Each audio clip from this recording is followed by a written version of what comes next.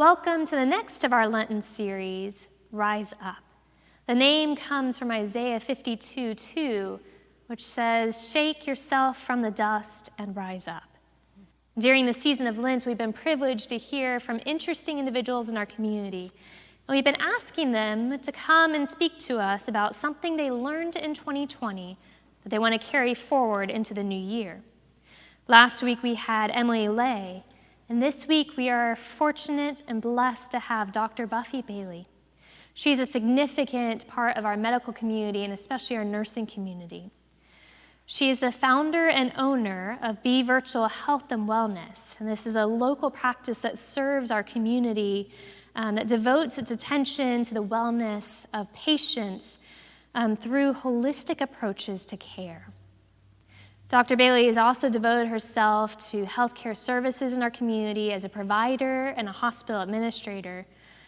And especially, she has really helped with the educational advancement of registered nurses, not only here, but across the United States, by being a coordinator, a mentor, and a faculty member at Pensacola State College. And so we are very fortunate, and I am excited to hear from Dr. Buffi Bailey. Thank you for having me today.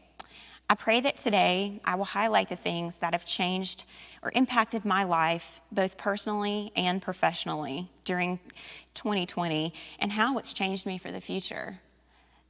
My goal is to help each of you see multiple things about our community, its people, and the pandemic through a different lens. A great mentor once told me that there's nothing like the perspective you gain from taking a pause, taking a step back, and being deliberate about looking at issues from someone else's lens. I hope that today I not only you see the world through my lens, but you'll see it also of those others serving the community in so many different ways. This year has been difficult for so many. When I sat down and tried to sort through my thoughts, I wanted to describe what I'd seen over the past year. I brainstormed and found myself describing 2020 using single words. All those single words, they were packed full of meaning in my heart and in my brain. So here it goes, a front row seat to my brainstorming, but I've seen loss and death, sickness, selfishness, anger, confusion, judgment, but I've also seen an abundance of love, compassion, resilience, healing, and selflessness. So how did I get here? I need to give you the quick backstory, my story. I want you to see what is in my heart, still there by the way, that led me into 2020. God has a plan, and that's almost never our plan. There are moments when this realization of God's plan not being our plan is difficult to be jolly about, but nonetheless true. To provide some historical reference for me personally, I think it's only fair to explain my mindset rolling out of 2019. You see, 2019 was tough for the Baileys. My husband, who was a brilliant cardiac surgeon, he has the biggest heart of compassion, devoted to his community, and most importantly, his patients. He lost vision in one of his eyes in an emergency surgery on Christmas Eve of 2018. He successfully saved that last life in surgery that night, but he would never operate again. So the Baileys were coming into 2020 with a positive outlook, believing God has a plan, while watching my husband grieve the loss of being able to operate, helping him find a new normal, helping our family find a new normal.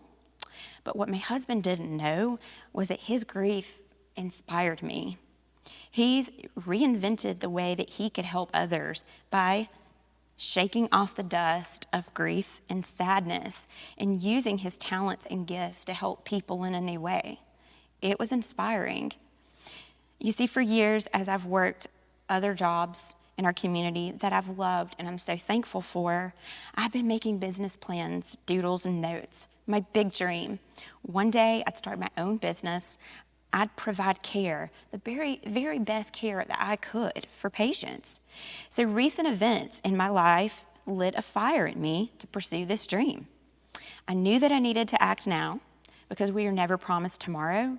We aren't even guaranteed that our gifts and skills will be there tomorrow. With the encouragement from some good friends, I did it. I put the wheels in motion. I knew that I could make a difference, but I didn't know what that difference was going to be at the time. I knew that I could care for people and, more importantly, make them feel cared about, and that was my goal. My business was based in the old-fashioned idea of having your healthcare provider come to you. Healthcare centered around a dedicated personal relationship between a patient and a provider. Well, guess what? A pandemic happened. I was down. I was very dusty, if we refer to Isaiah. What was my dust? My dust was sadness, grief, regret. I remember sitting on my couch, stressing as I watched every single update on the news, looking at the CDC for updates, worried about my husband once again because his new gifts had landed him in an epicenter of South Florida in the COVID ICU, caring for patients once again. My best friend Hallie pushed me, "You can do this," and she helped me, knowing at the time that I could only afford to pay her in Diet Coke and hugs, which she gladly accepted, until hugs became off limits and were limited to the text emoji. So my dust again, it was covered in self-doubt. Was I needed? Was I wanted? Will people like me? Will they trust me? And who in their right mind starts a new business in a pandemic? Remember God's plan? Well, it was now clear that God had a direction for me, and I'd soon discovered what that was going to be. It's relevant that you know that caring for COVID patients wasn't part of my plan. I'd made an arrangement in all of my business planning with a quality lab partner because I thought it would be an awesome idea to offer COVID antibody testing for my patients. Keep in mind, this was back in the COVID days when we in healthcare thought that the virus was similar to that of chickenpox, and we might develop an antibody that we would keep. As we know now, that's not the case at all. Honestly, I didn't think much else about it. The antibody testing wasn't useful at this point for diagnosis and treatment. So, as the story goes, the people around me began to get sick. They needed care, they needed testing. Rapid COVID testing was and still is a very inaccurate method of testing and was causing the virus to spread in the community. It was at this point on my couch again when I realized that I could do more. My little business had access all along to the gold standard PCR COVID test with a guaranteed turnaround time. So, one thing led to another. I got a call from a friend whose business had been closed down, once again, due to an exposure scare. And off I went to help. My heart was in this because I knew what this business closure could mean for her. It would mean loss of services to the clients. It would mean loss of income for every employee there, once again. Small businesses in this town are like cogs in a wheel that make our special little town go around, and I'm going to come back to the value in small businesses later. But I've given you my backstory, my one-word descriptions and observations, so now I want to share what I've witnessed, what I'm taking with me. So the first one, the power in human touch and the power in our relationships matter. Things aren't always so clear when you're in the middle of something as opposed to the reflection afterwards, but the power of touch is such a central piece to the art of medicine. As a healthcare provider, touch is in my DNA. It's part of what I do. COVID created scary boundaries or an invisible wall of fear that took physical touch away from us. There is so much caring that comes from the power of touch. A hug, a handshake, a pat on the back, a reaffirming embrace that creates a connection between the provider and the patient. This same connection is conveyed amongst strangers, friends. So I began walking in the front door of COVID every day and touching people. Although it was with a gloved hand, a shield, and an N95 mask, they needed touch. Isolation was brutal for so many. Patients could not have family members at the bedside. I began to get calls from their loved ones outside in their car, tearful, when the only thing I could do was drive to that parking lot in the hospital and stand and talk and comfort them. What I've realized in hindsight is that I found new ways to touch people without actually touching them. The traditional means of healthcare was hard in the pandemic. Providers themselves were sick and the system was overwhelmed at times. So how do you touch someone without touching them? Well, from my experience, you meet the patient where they are when you're in a pandemic. No one has a historical reference for managing a pandemic, and it's scary. You bring touch by bringing the healthcare to them. You meet the patient where they are, not only physically, but emotionally. You help local businesses develop risk mitigation plans that not only protect the public, but their own employees. You help them stay open. You provide patients with accurate sources of information to calm their fears. And it makes you realize how important the power of a relationship is. The power of a relationship becomes touched from afar. That relationships I've seen multiple times. People have gone above and beyond for this community. Touch became kindness. Touch became love. Touch became friendship. Touch became a connection. Touch even became opening the doors of your small business pharmacy after hours and after the hurricane to help someone in need, regardless of who they were. And the other thing, small talk really isn't small talk. Small talk gives others energy, comfort, a zest for life. These connections really matter to people. So many people were shackled by quarantine and isolation. We've seen cognitive declines in many of our elderly, depression, anxiety, mental health deteriorations in general. The list could go on and on here, but a common denominator in all of these is our loss of touch, our loss of relationships and connections to people. So please remember to make those connections and keep them alive. They're important. The next takeaway, action versus inaction. There are consequences for both.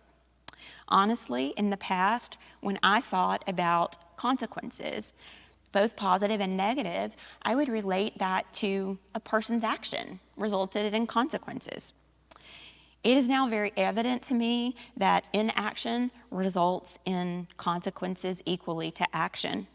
So what inaction did I see? The inaction of not following the rules. The rules were sometimes the only thing that we had to keep people safe. That was it. I saw people refusing to wear masks simply because someone had asked them to do so. I saw people having large gatherings when they knew better. People were having parties and our local healthcare resources were stretched to the max. My colleagues and I were wearing PPE, or our personal protective equipment, I'll refer to that we would have ordinarily thrown in the trash. But since those supplies were so scarce, especially in the beginning, we had to keep using it. It was all we had. In my mind, this inaction can be summed up as a pure form of human selfishness. And you see, I don't think that many of the inaction people in that category realize that the rules weren't really about them. The rules were about everyone, protecting everyone. keeping us afloat, keeping us safe, keeping the businesses open, the churches open. Those were the rules. So to the people that followed the rules and took action, I'm so thankful for you. I can scream it at the top of my lungs. I wish I could. Your small actions added up to a really big impact in how we loved and protected the community. And it was love. That probably sounded a little negative, but it's difficult to paint versions of a truth. And I also know that sometimes it's difficult not to be selfish. For example, those of you that might know me know that my grandmother is one of my favorite people on this planet. I place her on a pedestal. When I was tired, when I was scared, I wanted so much to run to her, to squeeze her tight, so much so that sometimes I could smell her when she wasn't even there, like I was hugging her. But I didn't, because I wanted to keep her safe. I feel like many of you also, you might share the opinion that COVID stole a year from many of us. Did it steal a year of my relationship with her that I wouldn't get back? Well, if my glass was half empty, the answer would be yes, but it's half full. And I want you to know that I truly believe following the rules and keeping a distance kept her safe. I put my selfish needs aside, and it's given me more time with her. I also want to mention the actions. I've witnessed actions in the form of giving, of kindness, of selflessness that the pandemic brought to life. I saw our local state college cart away all of the PPE that they had on hand and donate it to local hospitals. Some hospitals only had enough supplies to get through the next 24 hours to protect their staff. I saw teachers reinvent their classrooms so that we were able to continue educating students online. No, it wasn't perfect, but all of those little actions by individual people made such a huge difference. The actions of my child's school made me so proud. You see, there was an oversight committee related to how do we manage the school during COVID. They had some tough decisions to make, but this team's actions also led to them being treated very poorly, harassed in public, harassed online, bullied on social media. These people volunteered their skill sets, their time, their love, and their compassion to help others in the face of the adversity. Yes, school closings and online learning were horrible. They're horribly inconvenient, but you know what is worse? COVID.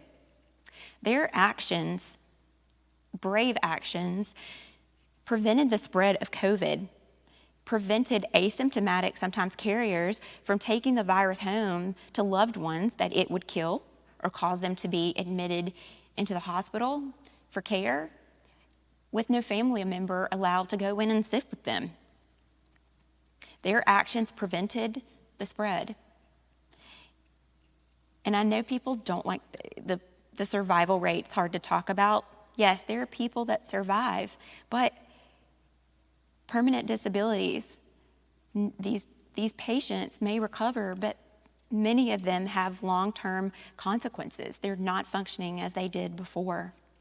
So I will carry these actions with me and make me brave for the future. So thank you to all the people that took actions to save others. My next takeaway, the love of a community and its small businesses. The small businesses in our community suffered, no doubt, but as I mentioned before, they found ways to touch people without touching them. Small businesses reinvented themselves to provide a salary for their employees and services to the community. I've made relationships with so many of these businesses in the community who I'm certain never thought they would have a need for employee health. But these businesses chose to provide the very best testing and screening practices for their own employees. In turn, they were able to work safely, operate safely, the community was a safer place. These businesses welcomed me in to educate their staff, provide care, testing when needed. Through this education, we were able to provide flu shots who'd never received a vaccine before. We were able to provide nutritional counseling, ease anxiety, and answer their questions around COVID. And most of all, we provided a relationship for care, a human connection that was much needed. You see, these small businesses choose to be in our community. They invest in our community. But one thing I didn't see before 2020 was how much these small businesses also invest in their employees, the people they care about. The small businesses went above and beyond to take care of their people and their most vulnerable so these people could take care of the community. The love that I've seen is almost tangible, and I'm not sure I would have ever seen it without COVID. During 2020, I've provided care in all parts of this community, in all sorts of places, some of which I didn't know existed. If you'd ask me if I ever thought I'd be providing health care in a parking lot, a bar, a retail store, a restaurant, outside when it was greater than 100 degrees at the beach, in law firms, I think you get the picture, I would have laughed. But here I am, meeting patients where they are, developing a caring connection with them outside traditional healthcare. I often wish I could share these businesses with others because I'd say, go here, support these local people, because I've seen firsthand how much they care for their employees. They're vulnerable. It's love, it's kindness, and it's caring, and they don't have to do it. As I went into homes in the community over and over again, I'd see friends and neighbors, church members show up with medicine, food, groceries, anything the person needed. I saw my nurses go above and beyond, driving the morning after the hurricane to collect a specimen for a patient that needed to travel out of the country to see a dying loved one. I saw them drive more than an hour out of the way to test some of our smallest patients so they could be cleared for much needed cancer treatments.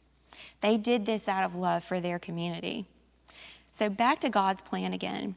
You see, I believe that God combined all my previous work experiences. He put the right mentors in my life to prepare me for this journey. And as I sat in all of these unusual places, I would get goosebumps because I knew that I was right where I needed to be. I was rising up to serve the people of this community. So the next takeaway, don't underestimate the power of one person. One person can do more than you think. Any individual can accomplish great things with the right amount of effort, passion, and desire to help other people. When I thought that I couldn't do it one more day because I was so tired, it only took one touch from a patient. Remember that touch without touching that came in the form of love, a thank you, just everything about my patients. The patients didn't know it, but their touch kept me going. Because of my patients, I had the strength to squeeze in one more person each day, to make one more phone call, just all of it.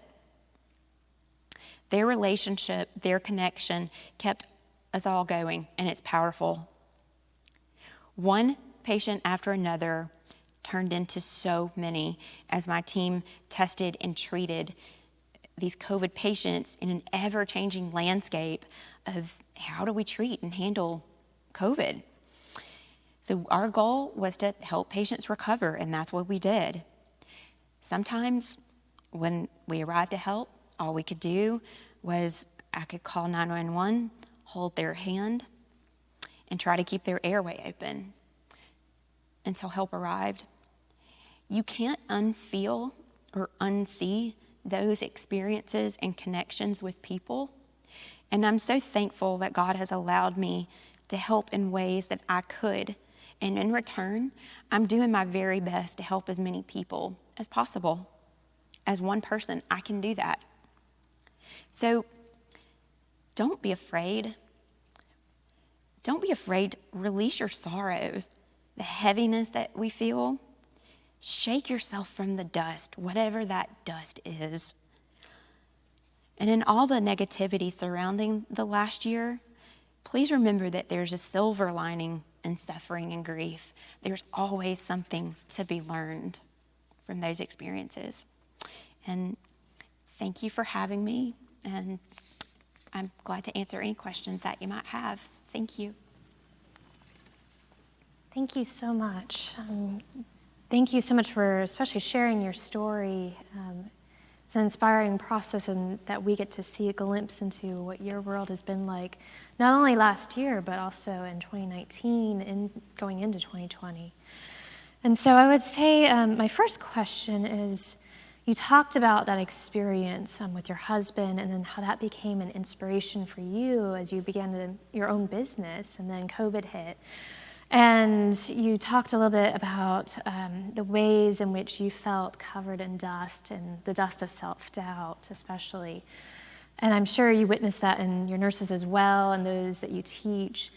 And so my question is, when you have those moments that you feel really covered in dust, how have you developed and helped to show others where to see those talents and gifts and how to use them anew?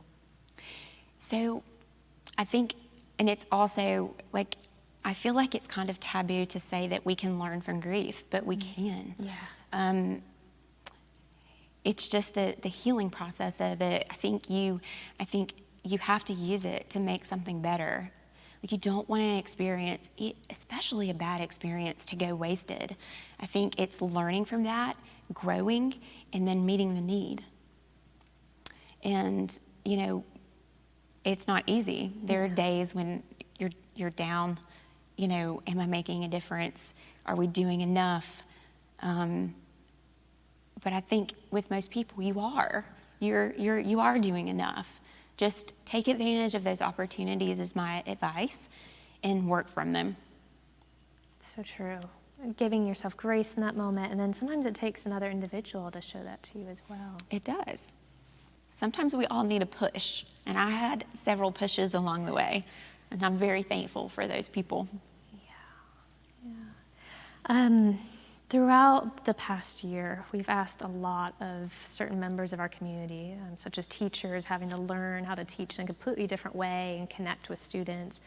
And nurses are another example that we put a lot on them, not only to learn a whole new set of guidelines and figure out a new disease in a way, but also to witness on a continuous basis a system be overwhelmed, and then fellow coworkers face the same sickness they're fighting, and to help in others.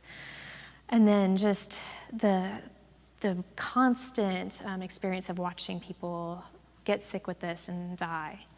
Mm-hmm. And so throughout 2020, as you've experienced that yourself, and as you have witnessed that in others, what has it taught you as a leader and as a teacher of nurses? That they are a resilient group of people. And I think many times our nurses they don't give themselves enough credit. Especially the group that I get to interact with. I'm so very proud of my students. They are nurses already working. They're going back to pursue a greater education. And I can tell that they have burnout from work. They have bad days. They share that with me. I read it through their reflections in their work. But what is inspiring is they keep turning in the assignments. They keep doing the work. So as hard as it is, they're still working on themselves. Mm. And they inspire me.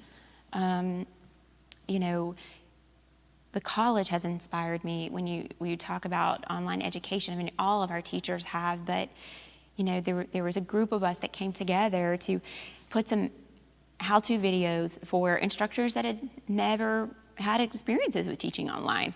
Like, let's help them. Let's keep this going. We can do this. And so I know many were criticized because it's not perfect, but it changed us. It changed us all as people. And I'm very proud of that. Thank you. Yes. My final question is, as you talked about, in crisis situations, we tend to see the best and worst in people as we're all encountering this together. And you've also had the unique experience of beginning a business. And so as you continue into the new year and develop as an owner, as well as providing healthcare in a kind of new situation, what do you take forward with you as you continue to revitalize in our community the way that we approach healthcare in a holistic way? So what I'm seeing is that people are caring more now about, I want to stay well. What can I do to keep myself well? They're paying more attention to their own health and well-being. I'm sorry that it took a pandemic to do that, but I think that we're seeing it, and I'm very proud of it. You know, some of the relationships that I've made in the businesses, you know, like a month ago, I did lab work and did a primary care visit with people in their 40s that they've never had health care before. And when I first started going into that business, these are the same people that didn't want to make eye contact with me. And now that because of that connection, they're opening up, they're asking questions on how to make their lives better and healthier. And it gives me goosebumps every time I think about it. And that I'm so proud of. Thank you. And thank you so much for your time today. Thank you for having me. Thank you. And so to those of you who have encountered this video online, thank you so much for watching. And for those of you who are part of our Zoom session to follow, be thinking of questions, and you'll have this opportunity to ask Dr. Bailey your questions and reflecting on this video. Thank you.